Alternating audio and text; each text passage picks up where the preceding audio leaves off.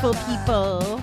Welcome to 321 New Kiddin. Bobby the Awesome here, hosting you as always. We are up to the letter U in our alphabet game. And before I start, I gotta tell you what one of my friends did. It's the freaking coolest thing. I think I actually was talking about him. Was it this morning? Did I already tell you about it? Wow. I guess it's been a long day. I think I might have already told you about him playing the alphabet game with me. No, maybe I didn't tell you. I don't know. Anyway, he posted on my wall, and now everybody is getting a different letter in the train to describe me, which has never been done before, at least to me. So that's kind of fun. I think they're only on like H though, so I won't tell you about that till I guess they finish. Okay, so we got you, and there's a couple themes that keep showing up the past week, and actually today a little bit with the letter U. So I tend to favor those words. The first one would be unleashed, because of the Unleash the Power Within seminar that I went to over the weekend. I went to Tony Robbins, and I'll tell you, I love this concept, the freedom that unleashing gives you. You know, just the visual of unleashing. Of course, in my mind, I think of a dog, letting him run free around the park, unleashed. I never really thought about it and how it impacted my inner feelings or my freedom from addiction, right? Like gambling doesn't have a hold on me. Drinking doesn't have a hold on me. Cigarettes, well, that's another story. Nicotine. And you know what? It's just because I haven't made a good enough choice to quit. It's totally my fault. And it's frustrating because I know better and I know the tools and I have the tools, and I've just been lazy about it. Obviously not super lazy if I can go, 4 weeks, 4 days, whatever, lots of time without. And then I go on these little binges. Sound familiar? Who knows? Maybe we'll see what 46 brings. I'd like to be a non-smoker for all year. Okay. That would be our next word. You, unbelievable. But seriously, I haven't smoked as much at like the last 2 to 3 years as I have the prior 2 to 3 years. So I guess it's something.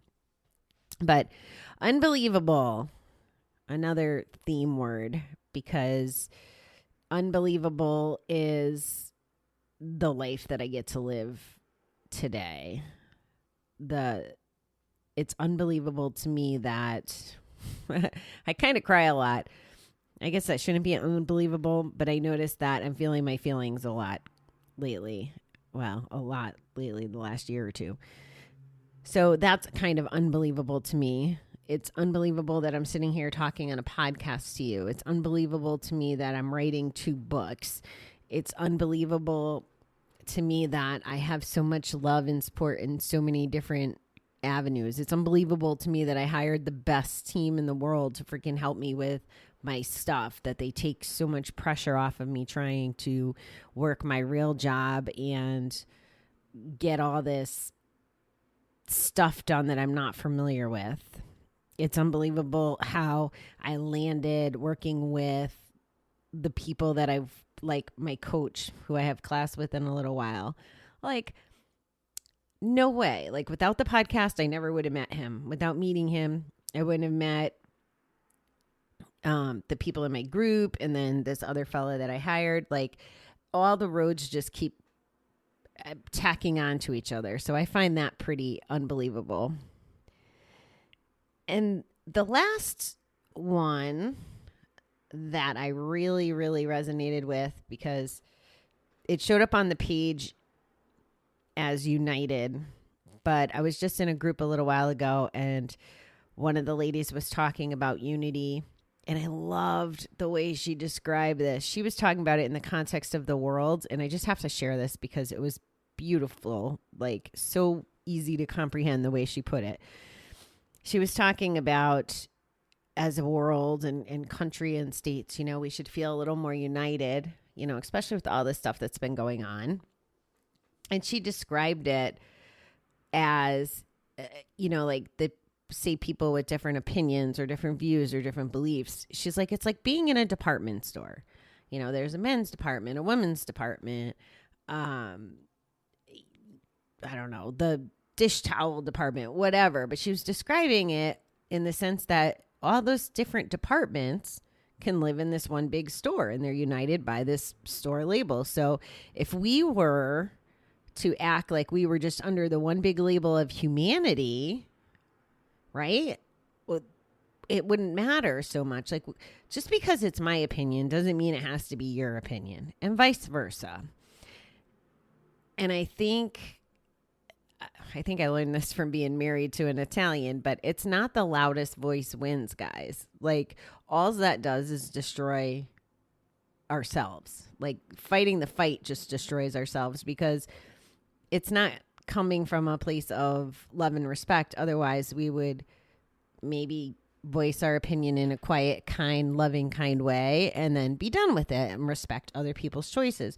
But that isn't the kind of stuff that's been happening on the larger scale. So I just kind of wanted to call that out. I love that context, as well as for my GA folks out there, that there's a unity program. And you know what? I'm going to press pause. I'll be right back. I'm going to read the unity program. I don't know that everybody's familiar with it, so hang on. Okay, I should have thought of this sooner, and I can't find my combo book. That's not very good.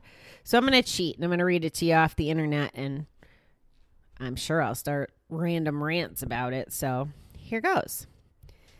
So this is to keep the cohesiveness of the program together.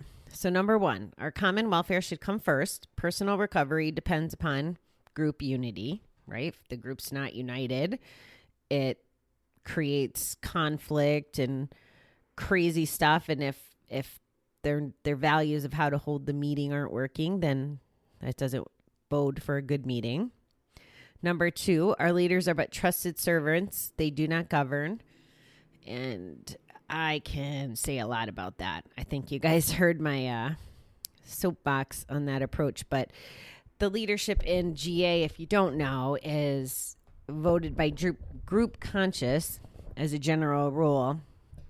And I'll tell you, if you're part of these rules being broken, you can see the trouble it creates. 3, the only requirement for GA membership is the desire to stop gambling. 4, each group should be self-governing, except in matters affecting other groups or GA as a whole.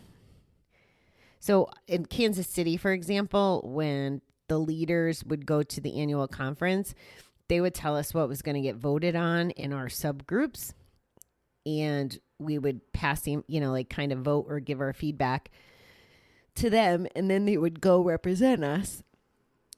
So it felt like that would be Gamblers Anonymous as a whole. Is these annual meetings is where they made their big decisions, conferences. Okay. Gamblers Anonymous has but one primary purpose: to carry its message to the compulsive gambler who still suffers. I think sometimes that's hard because we can't reach with technology. Maybe I'll go deep into these on another night because, there is a whole lot that I would like to speak to on this. But since I have class, I can't get going crazy. GA ought never endorse, finance, or lend the GA name to any related facility or outside enterprise, lest problems of money, property, and prestige divert us from our primary purpose. So that's about, keeping things in the room and working on them together. 7, every Gamblers Anonymous group ought to be fully self-supporting, declining outside contributions. So that's where they pass around the basket. And there are fundraiser things, like, again, I'll use Kansas City as an example. They used to, I don't know, they might still do it, but go and work at a place. It was like you'd volunteer to go. Everybody that went to volunteer, it was a paid gig, but it was under the assumption the money went to the group. GA should remain forever non-professional, but our service centers may employ special workers. I think that's a little higher level than I ever got familiar with. Gamblers Anonymous, as such, ought never be organized, but we may create service boards or committees directly responsible to those they serve. And there was some pretty good structured government, committees, and the way it was set up, I thought was really pretty cool in KC. I haven't seen it anywhere else. GA has no opinion on outside issues. Hence, the GA name ought never be drawn into public controversy.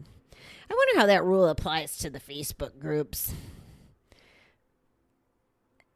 I'm going to have to pay attention to see if they're Gamblers Anonymous specific or just like gambling recovery groups, because I think that's where sometimes the trouble happens is people read just the GA in black and white and try to carry that into the rooms.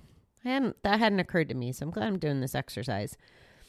Our public relations policy is based on attraction rather than promotion. We need always maintain personal anonymity at the level of press, radio, films, television, and internet. I kind of feel like, this is one of those ones that I can talk about for quite a while. Yeah, we're going to table this. I'm going to revisit this. But basically, we can't promote GA is what this says. And 12, anonymity is the spiritual foundation of the GA program, ever reminding us to place principles before personalities. I freaking love that one. And I think that that's really, if we can get into principles above personalities, I think that the whole program would be pretty good, just a step higher. And I think we've all been guilty of it. I'm not throwing stones. It's really hard to do. It's kind of like your family. You're born into them. You don't get to really pick who's going to be in a GA room. Just like I didn't get to pick who I was going to be in rehab with. It just is what it is. So it's a good principle to apply, I think, for recovery reasons. Again, we're going to revisit this. I'm running over. We still got step 7 to work to do too. Lots to do. All right, beautiful people. I have to run. I will talk